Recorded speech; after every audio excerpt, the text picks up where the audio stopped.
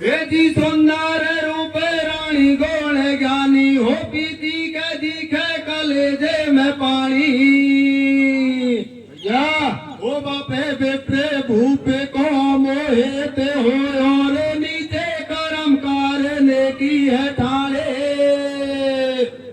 तो क्या नीच कर्म करता है?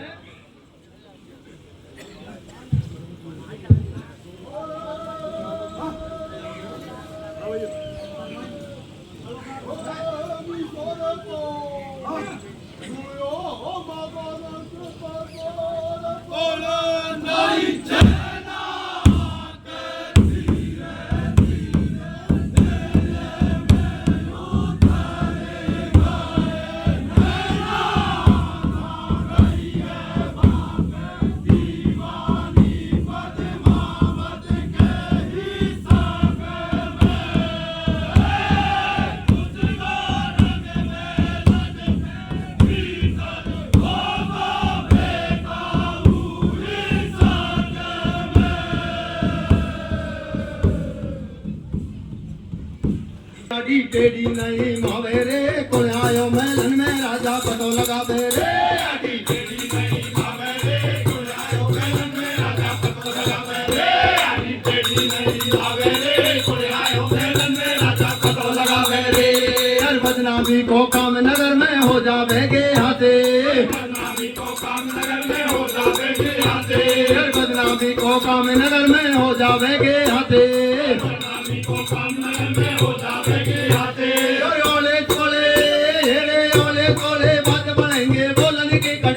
कालो काया के लग जावे रे कोई आयो मेलन में राजा पतो लगावे रे। आड़ी टेढ़ी नहीं मावे रे कोई आयो मेलन में राजा पतो लगावे रे। आड़ी टेढ़ी नहीं मावे रे कोई आयो मेलन में राजा पतो लगावे रे। पंचायत जोड़ दई तड़कीला जब खुले में सके लीला। पंचायत जोड़ दई तड़कीला जब खुले में सके लीला। पंचायत जोड़ दई तड़कीला जब खुले में सके लीला।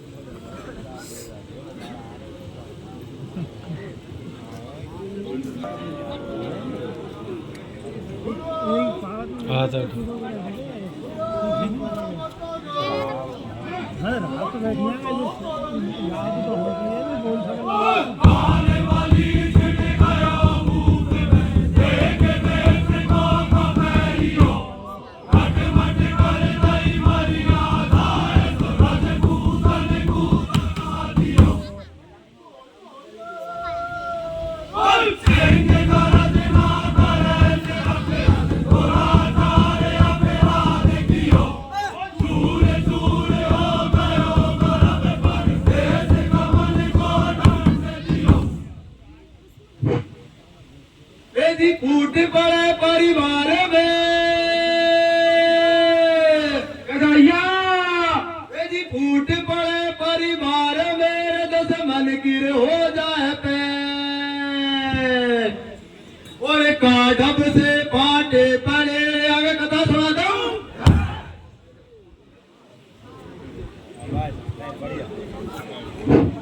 तो श्रोता हो, जब उस पुरोहित को चित्तौड़गढ़ से निकाल दिया जाता है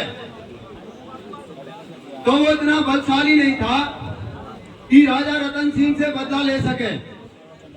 तो दुश्मन का दुश्मन हमेशा दोस्त होता है। उसने प्लान किया कि मुझे एक बार दिल्ली जाना चाहिए और दिल्ली में इस समय राज हुआ करता था अलाउद्दीन खिलजी का। वो उससे मिलने की कोशिश करना चाहता है और अपने अपमान का बदला लेना चाहता है। तो क्या विचार करता है पुरोहित, सुनना एक बार।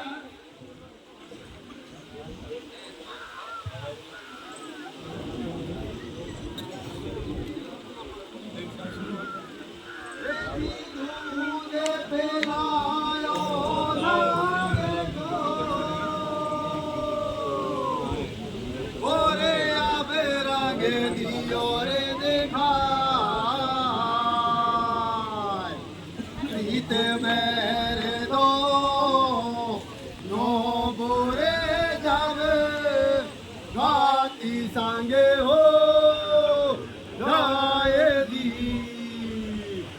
हेदी ताज राज कूदी राज को ओए खोजे करियो का बातन से नादिल रे होया भारत देश को नाम दी जिन्हें ना कर लिए लाल रोस पंडित के नाई मावे और निज राजधानी छोड़ दे के अब दिल्ली पूजावे गरज कह बोल रे ओ बाले और गढ़ के तोड़ मिले माटी में तन मन उठाए पहुंच गयो दुश्मन नगरी में और बंदर हो जाए राज कर नहीं छोड़ू करनी में रे तब कबे ना का झूठे वामे एक कबीर कर पावे रे कर रयो मेरे बोल रे को मेरे पावे रे कब कब ना का झूठे वामे एक कबीर कर पावे रे कर रयो मेरे बोल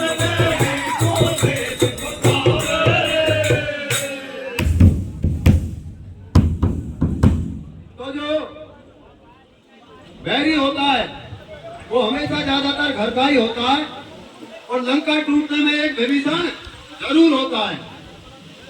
दुश्मनी के हथियार हमेशा दोस्ती में तैयार किए जाते हैं। तो श्रोताओ वो पुरोहित जैसे तैसे करके उस सुल्तान से मिलने में कामयाब होता है और रानी पद्मावती के बारे में उसको बताता है और जैसे तैसे करके उसको चित्तौड़गढ़ पर आक्रमण करने के लिए तैयार कर लेता है। अलाउद्दीन खिलजी आखिर में मानता है और प्लान करता है कि मैं भी चित्तौड़गढ़ एक बार जाऊंगा और रानी पद्मावती को लेकर आऊंगा। तो कैसे उसके रूप की व्याख्या करता है, कैसे करो भैया बता दो।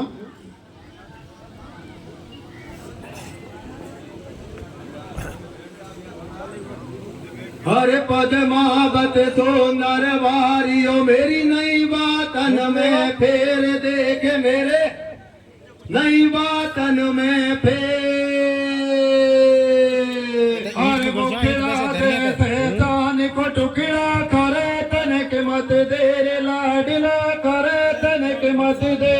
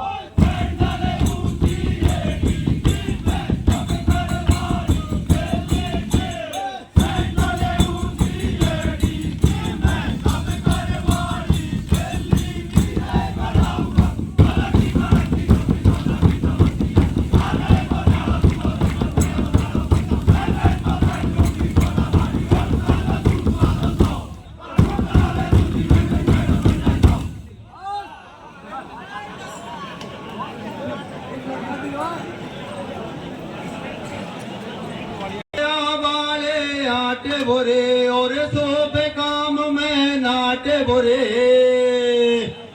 और कह बेताल सुनो भाई बेकरम एक दगाबाज के बाटे बोरे। तो दगाबाज आदमी का कभी भी इंतजार नहीं करना चाहिए। तो अलाउद्दीन खिलजी अपनी सेना लेकर चित्तौड़गढ़ के लिए जब रवाना होता है, उसी समय पर उसकी पटरानी उससे मना करती है कि मैं पहले से आपके एक हूं और आपको और दूसरी पटरानी नहीं लानी चाहिए। अलाउद्दीन खिलजी बोलता है कि पद्मावती बहुत ज्यादा सुंदर है और मैं उसको अवश्य लेकर आऊंगा और उसका बादीला भरतार मैं बनकर रहूंगा। तो दोनों के बीच में क्या वार्तालाप होता है?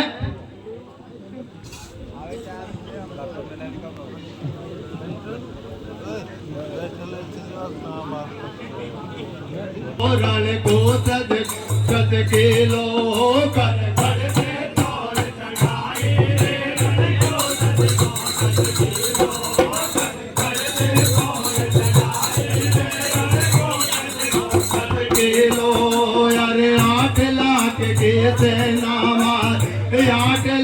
के सेना मारे खोल दे हमको खोल दे जग में आड़ी रे को सने को के लो कर कर में को आई रे को सने के लो कर कर को चढ़ाई रे को सने के लो मत लाओ मारा परया दो दे मत ओ मारा परया दो दे थारी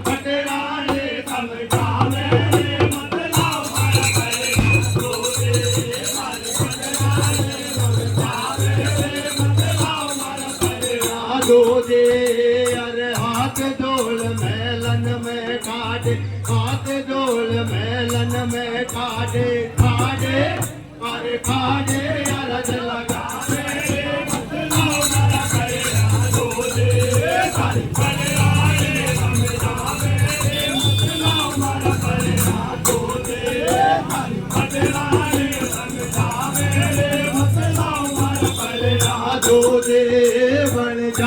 बलम बादे लो बल पूरे बलम बादे लो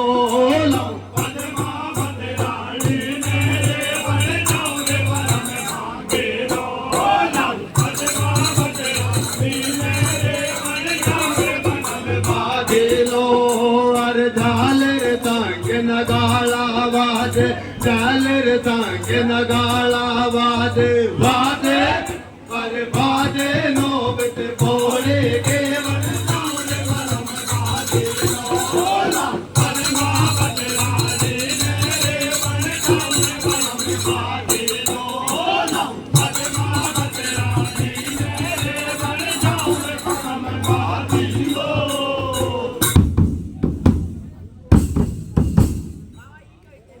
तो श्रोताओं,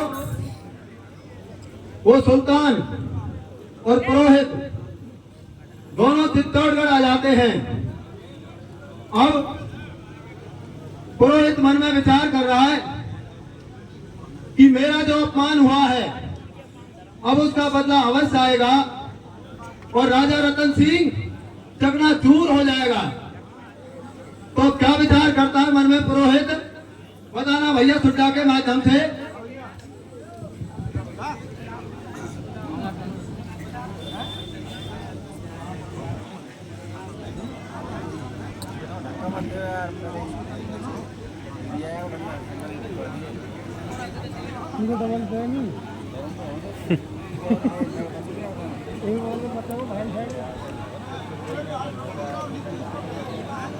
मेरे आँखों कर दाऊं चकना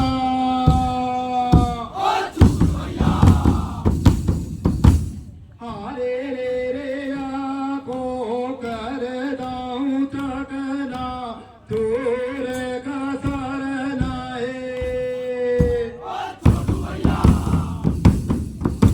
छोड़ू रे खेल जी को काटा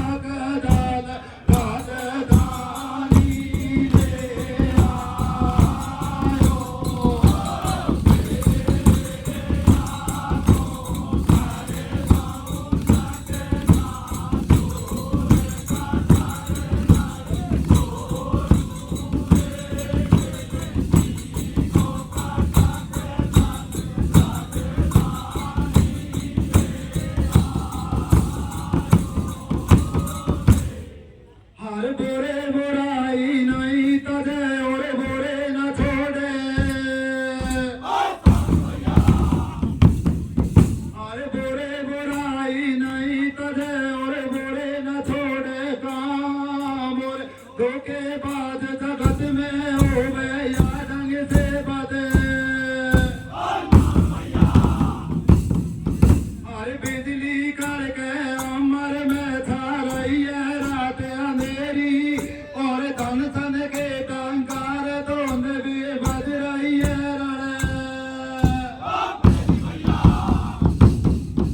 अरे कुछ के अंदर पासे सजवाए रत मूसर मंगवाए और मच रही है गन घोर देख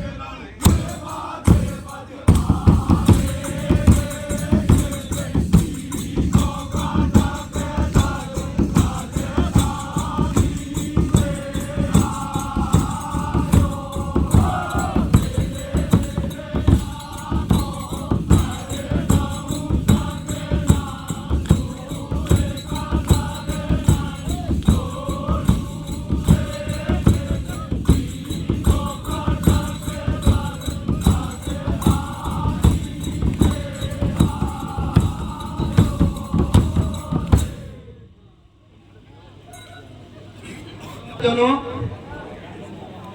वो अलाउद्दीन खिलजी चित्तौड़गढ़ आ जाता है और राजा रतन सिंह के पास में परवाना भेजता है कि या तो ये पद्मावती मुझे दे दे या अपना कुटुंबवास करवाने के लिए तैयार हो जा। वो राजपूत राजा भी विचार करता है कि चाहे मेरा सर्व बर्बाद हो जाए पर मैं ऐसा नीच काम कभी नहीं करूंगा। दोनों गुटों में जबरदस्त युद्ध होता है, आखिर में किसी को भी कामयाबी नहीं मिलती। चित्तौड़गढ़ किले के अंदर राशन की कमी होती है, इधर खिलजी को भी बहुत समय हो जाता है अपनी राजधानी छोड़े हुए। आखिर में दोनों में समझौता होता है और ये तय होता है कि रानी पद्मावती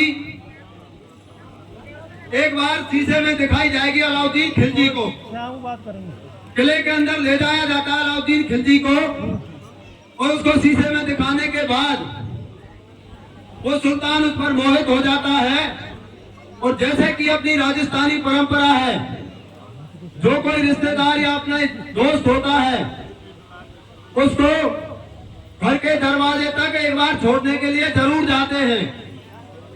तो राजा रतन सिंह भी उसको किले के बाहर छोड़ने आता है और इसी समय पर वो सुल्तान धोखे से उस राजा का अपहरण कर लेता है। तो कैसे दोनों के बीच में झगड़ा होता है और क्या समझौता होता है, एक बार बताना भैया डट्टा के माध्यम से।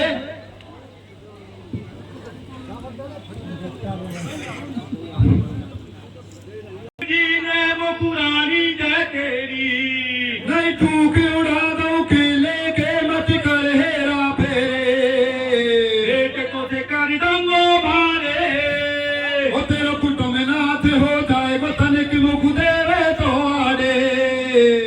अरे दिल्ली बैठे अब दिल्ली बैठे गोरा तुरे अलबेलियों मेरे साथ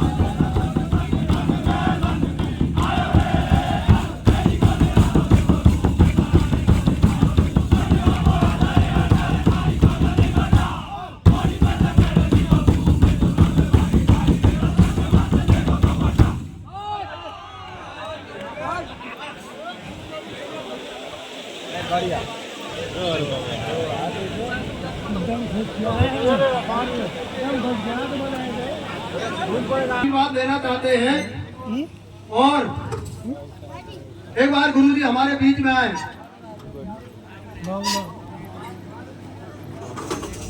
खबर कॉलेज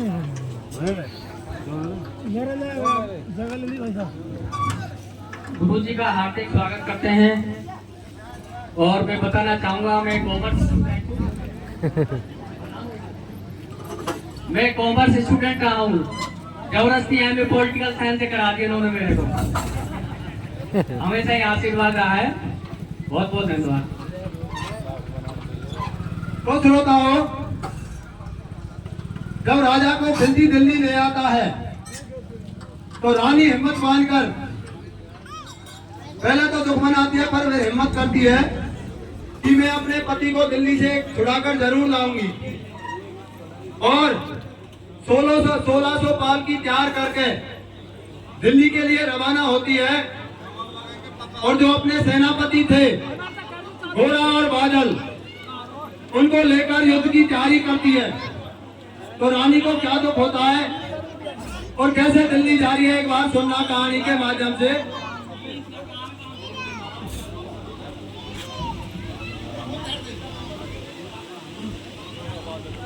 आग लायो डावेरे पिया बसे परदेस जेल दिल्ली में काटे रे। काला काग लायो डावेरे पिया बसे परदेस जेल दिल्ली में काटे रे।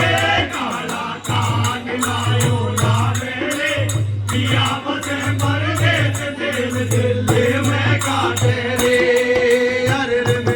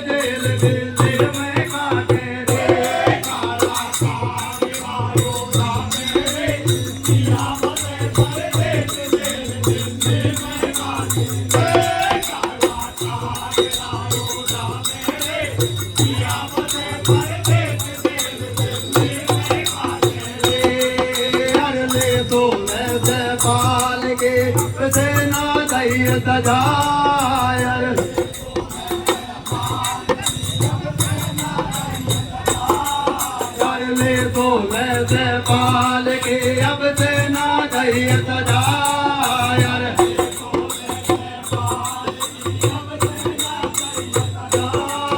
और गोरा बादल वीर निराल करते जो काकार तो डोरे में पतंग बन जाऊं रे। गाऊं तकाऊ ढोल बलम कोई हो तो लाऊं रे।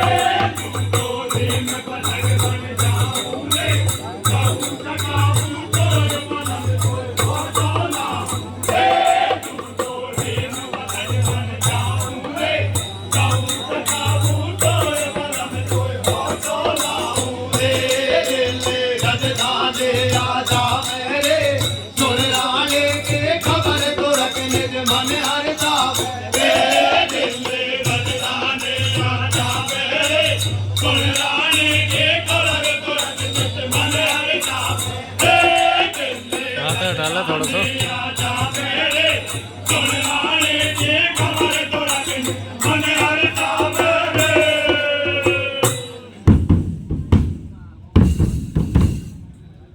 तो सज्जनों, ऐसे करके रानी दिल्ली आ जाती है और खिलजी के पास में खबर भिजवाती है कि मैं आपकी पत्नी अवश्य बनूंगी, पर दो शर्त है। पहली शर्त तो यह है कि मैं एक बार अंतिम रूप से अपने पति से मिलना चाहती हूं, और दूसरी शर्त यह है कि मुझे इस पुरोहित का शीश चाहिए। खिलजी भी इस बात के लिए तैयार हो जाता है। बोला इस बात में क्या दिक्कत है? पुरोहित बोलता है महाराज ये संभव नहीं है। बोला क्यों नहीं संभव है? तू मेरे किस काम का आया? तो समझना चाहिए दुश्मन का दुश्मन हमेशा दोस्त नहीं होता। स्वार्थ भी कोई चीज होती है। चोर चोरी करते समय एक हो जाते हैं, झगड़ा होता है बंटवारे के समय। तो खिलजी इस बात की परमिशन दे देता है और रानी पद्मावती उसकी पटानी की सहायता से अपने पति को दिल्ली के किले से निकालने में कामयाब हो जाती है और अपने मुख्य सेनापति घोड़ा को दिल्ली के द्वारे पर खड़ा करके जाती है। वो घोड़ा ऐसी लड़ाई लड़ता है कि दिल्ली की सेना को एक इंच आगे नहीं बढ़ने देता जब तक कि वो वीर गति को प्राप्त नहीं हुआ। और ऐसी कहावत है कि वो शीश कटने के बाद भी तलवार चलाता रहा हो। तो क्या चालाकी से रानी अपने पति को निकालती है और कैसे घोड़ा निमुंडा लड़ाई लड़ता है, सुनना एक बार।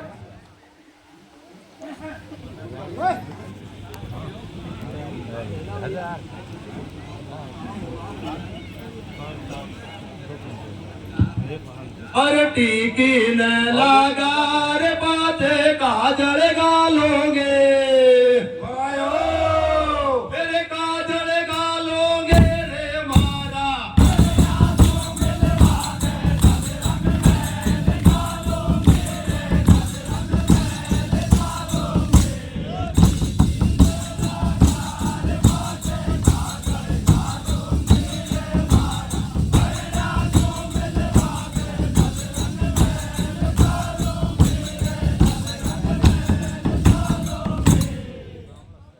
और अपने पति से मिलने के बाद में क्या बोलती है? मेरे तारे आवे याद लाडलाए के ताले थे, मेरे के ताले तेरे रोते।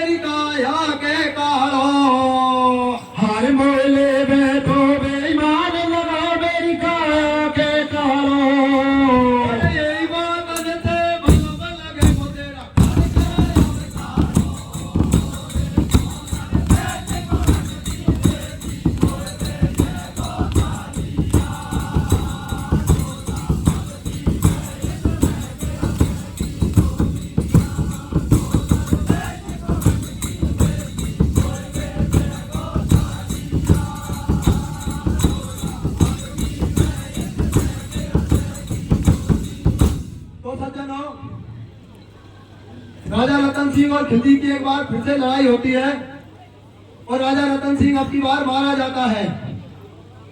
रानी पद्मावती को बड़ा दुख होता है और वो जौहर की तैयारी करती है और खिलजी के हाथ आने के बजाय वो जौहर कर जाती है।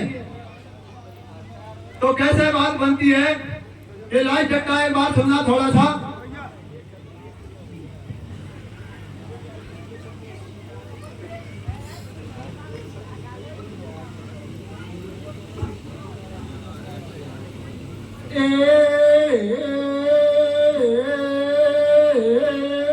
रोवे रोवे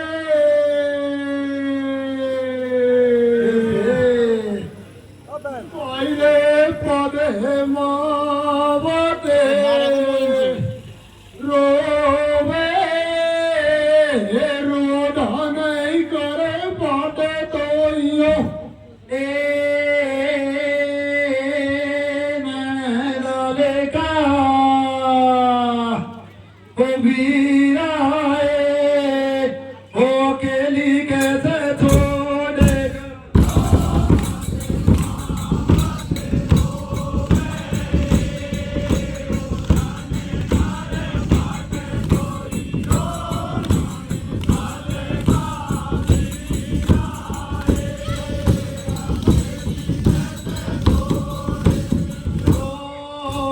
फूट गयो तक धीर करम मेरो निकल गयो खोटो फूट गयो तक धीर करम मेरो निकल गयो खोटो फूट गयो तक धीर करम मेरो निकल गयो खोटो फूट गयो तक धीर करम मेरो निकल गयो खोटो